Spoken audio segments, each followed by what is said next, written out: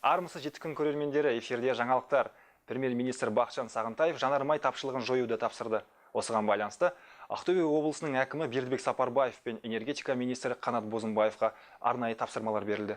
Бұл мәселе биыл ғана туындап тұрған жоқ, жыл сайын болады. Не газ жоқ, не бензин жоқ. Бәрін жоспарлау керек. Газ бен бензинді кім алады? Қайда жөнелтеді? Әкім айтқандай, жанармай облыста емес басқа жаққа сатылса, шара қолдану керек. Мұны осылай қалдыруға болмайды. Бәрі біткен соң шара қолданудың не керегі бар, деді Сағынтаев. Еуразиялық экономикалық одақ елдерімен сауда жүргізу Қазақстан үшін тиімсіз. Қазақстандық тауарлардың бағасының төмендеуі Еуразиялық экономикалық одақ елдерін қызықтыра алмады. Бұл туралы Финпром-кз сараптама агенттігі мәлімдеді. Қазақстандық тауарлардың бағасының төмендеуі Еуразиялық экономикалық одақ елдерін қызықтыра алмады. 2016 жылдың қаңтар-ақпан аралығында Еуразиялық экономикалық одаққа тасымалданған дайын тауарлар бағасы 2015 жылмен салыстырғанда 1%-ға, шикізат құны 8%-ға төмендесе, тек жартылай дайын өнімдер бағасы 2,8%-ға артқан. Атамекен ұлттық кәсіпкерлер палатасы басқарма төрағасының орынбасары Төлеміш Шотановтың айтуынша, Алматыда 160.885 жұмыс істеп тұрған шағын және орта бизнес субъектісі бар. Соңғы 5 жылда субъектілер саны 2 есеге дейін өскен. Дегенмен, 2016 жылмен салыстырғанда 14%-ға азайған. Алматыдағы шағын және орта бизнестің сауда саласындағы үлесі 34%-ға, өзге қызмет көрсетулерді 16,3%-ға, жылжымайтын мүлік пен операцияларда 11,3%-ды құрады.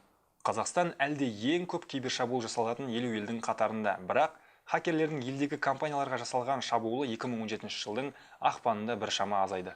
Google корпорациясы фотосуреттерді өңдейтін жаңа қосымша дайындап жатыр. Жаңа қосымша арқылы бірнеше адам бір уақытта бір суретті өңдей алады. Бағдарлама хабарлама алмасуға арналмаған, қолданушылар сурет алмасу үшін топтар аша алады. Ол жерде барлық қатысушылар фотоны өңдеп белгілей алады. Жоспар бойынша Google бұл қосымшаны 2017 жылдың мамыр айында шығарады.